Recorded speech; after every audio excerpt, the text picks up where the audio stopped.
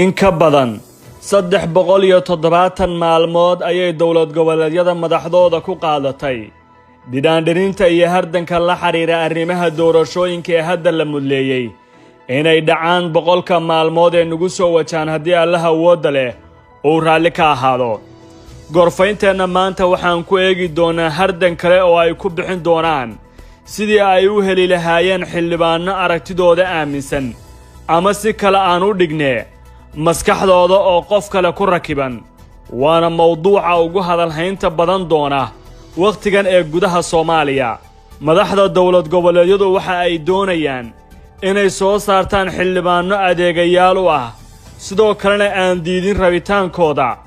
madaxda soo xushayna cadjiiba si cad oo aan qarsoonayn ayay dowlad goboleedyadu ugu lug leeyihiin soo bixista xildhibaanada. habraaca doorashada ee la sixay 17 Sebteembarna waxa uu siinayay awood xooggan oo taagan. waxayba kaga awood badan yihiin beelaha kuraasta ku magacaaban. sidoo kale waxay awood u leeyihiin inay reeraha kuraasta u kala beddelaan si ay meesha u soo geliyaan dadka ay doonayaan. xilka adeegahoodana loo yaqaano xildhibaanka. 3 kooxood ayaa ilaa maantadan loo kala saari karaa madaxda dowlad goboleedyada. waxa ayna ku salaysan tahay qaabka ay u soo xulanayaan xubnaha ay doonayaan. 1. madax isku badbaadinaysa kuraasta doorasho kuwaasoo xilkooda ku xidhnaan doona nooca dowlad ee ka dhalata Soomaaliya kadib doorashada madaxweynaha ee la qorsheynaya dhiciddeeda bisha Oktoobar ee sanadkan. maanta inaan gaarnay heshiis ay ummadda Soomaaliyeed wax badan sugaysay. Cali Guudlaawe ayaa noqon doona shakhsiga ugu horeeya ee ku bixi doona natiijada doorashada kadib si kastoo u soo saara xildhibaano ayidsan. balse dadka rogroga siyaasadda qabiileedka aan fadhiyin ee Soomaaliya ayaa sheegaya in Guudlaawe uu ku dadaali doono inuu ka gaabsado boob iyo isdabamarin lagu kaco. si taasi la midana waxa uu ka aamusi doonaa liiska ay hadda fiila Soomaaliya u soo xusheen aqalka sare.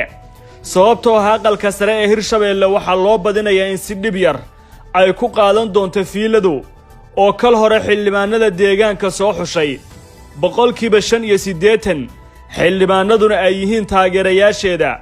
guddoonku uu yahay cidda ugu dhow ee Cali Guudlaawe ku haysa cadaadiska halista badan ku ah waqtigan isagoo ka shidaal qaadanaya dhinaca nabad iyo nolol. siyaasiyiinta ugu badan ee ay wadaagaan qoondada 4.5 deegaan doorashadooduna tahay Jowhar waxa uu ku khasbanaan doonaa inuu dhagaysto doonistooda welibana uu iska qanciyo ugu yaraan 1 iyo 2 isaga oo weliba qaarkooda uu og yahay inay ishayaan u baahan doono inuu qanciyo ama dagaal adag la galo kaas oo uusan garan doonin dhammaadkiisa. mustaqbalka Cali Guudlaawe iyo kursigiisa siyaasadeed ma badbaadin doontaa kaalinta uu hadda qaadanayo kadib doorashada Oktoobar. 2. jaangooyayaasha doorashada qoorqoor iyo lafta gareen waxa ay si cad u sii haystaan cidda ay la shaqaynayaan. waxa ay labada nin ka siman yihiin inay siyaasadda dhaafiyaan rag maqaawiir iyo murqaweyn ah oo deegaanadaasi muddo laacdankooda hayay. waxayse labada nin ku kala duwan yihiin cidda ay dhisayaan laakiin dhinac kale ay labaduba ka siman yihiin ugu yaraan 100% inay karkaar ka weydaariyaan cid kastoo ay u arkaan halis gaar ahaanna marka ay joogto garabka UPD ama aad u garan og tahay kooxda Xasan Sheekh oo mar xukunka soo martay. labada nin qoorqoor iyo lafta gareen waxa ay qaadanayaan khamaar siyaasadeed oo ay u bareeri doonaan kaasoo ah inay gacantooda isku gowracaan ama ay gacantooda isugu gargaaraan. 3. mataanaha Deni iyo Madoobe waa labada nin ee loolanka ugu adag ay kala kulmaysa xilliga nabad iyo nolol.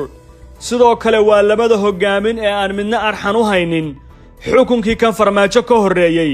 si kastoo ay ugu soo moodeen waqtiyadii la harjadka Farmaajo saaxiib iyo shuraakana ay u ahaayeen waxay qorshaysteen in kuraasta aqalka sare ay ku qortaan saaxiibadooda iyo qaraabada. waxa ay si cad u hor istaagi doonaan nooc kasta oo doorasho ah oo ku soo baxayo qof aysan wadanin. waxaa la sii ogyahay kol hore cidda ay magacaabayaan labadan. sidoo kale cabsi kama qabaan nooc kasta oo natiijo ah oo soo baxda Oktoobar kadib iyo madaxweyne taga fiila Soomaaliya sababtoo ah deegaanadooda ayaan loolan aday kaga furnayn. Deni isaga waxaa uu sii dheer hankiisa isharaxidda waxaana uu gacanta la geli doonaa sanduuqa codaynta ee Garowe iyo Boosaaso. Axmed Madoobaha Jubbaland oo ah kan kaliya ee doorashadii 2016 xildhibaanada hadda jooga wax ka soo xulay cabaarka soo doogi golihii iskaashiga dawlad goboleedyadana ka haray ilaa ay hadda cidno uma dabrana waxa uu muuqata ugu dambayn xataa inuu ka dhaqaaqi karo damaca saaxiibkii Siciidani una dhaqmi doono dilaar siyaasi ah oo dantiisa uun ka eegan doona abaalkii dani taasoo haddii ay dhacdo iyada laftirkeedu ka dhigi doonto Axmed Madoobe ayaamihiisa dhamaadka 25 bishan ayaa loo mudeeyay bilowga doorashada xubnaha aqalka sare waa halka lagu ogaan doono saadaalinta hordhaca ee musharaxiinta madaxweyne cidda tartanku dhabta ka yahay cidda kale sheekada xiisaha leh waa in madaxweynayaasha dawlad goboleedyada qaarkood teleefanadooda mashquul badan noqdeen qaarkood dibadda dalka u safreen musharaxiintuna ay bilaabeen inay toos u adeegsadaan awood kasta oo ay tan dhaqaale qayb ka tahay kuraasta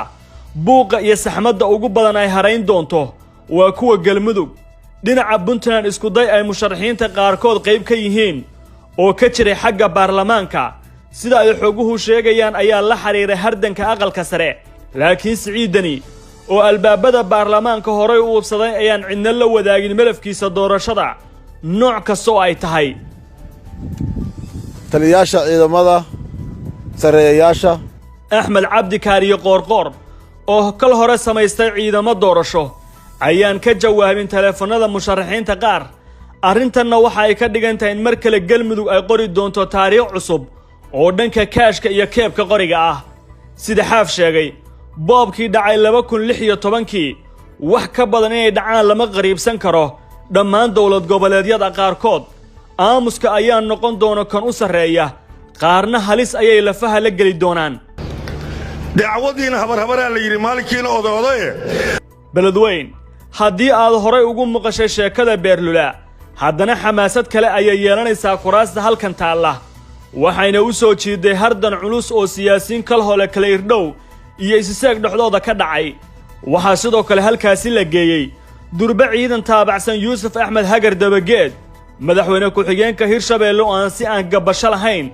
gacasaar oo leh nabad iyo nolol taasi waxay halis ku tahay musharaxiinta qaarkood waliba ay u badan yihiin inay ka laaban doonaan hardanka doonista kuraasta Faarax Cabdulqaadir laacibkii UBD ama saaxiibkii Xasan Sheekh goodax baraha labada sano ee u dambeysay diga rogta Sambalooshe sirdoonkii waayihiisa siyaasadeed ay koobeen ficiladiisu ayaana ah kuraasta ugu qaalisan ee halkaasi taala sida haragga la isagala baxana waxa ay noqon doontaa mid jaan goyn doonta doorashada Muqdisho ee Oktoobar 2021 Transfer Galaxy waxay iga caawisay inay si kan xiriir fiican aniga ee asxaabtay iyo waalidkayga Transfer Galaxy waxaan u doortay sida uu u sahlan yahay iyo sida uu u dhaqso badan yahay ma jeceshahay inaad barato Qur'aanka Kariimka ah iyo culuumta shariicada ugu kaalay markaska Nuureyn Online oo baro adigoo gurigaaga jooga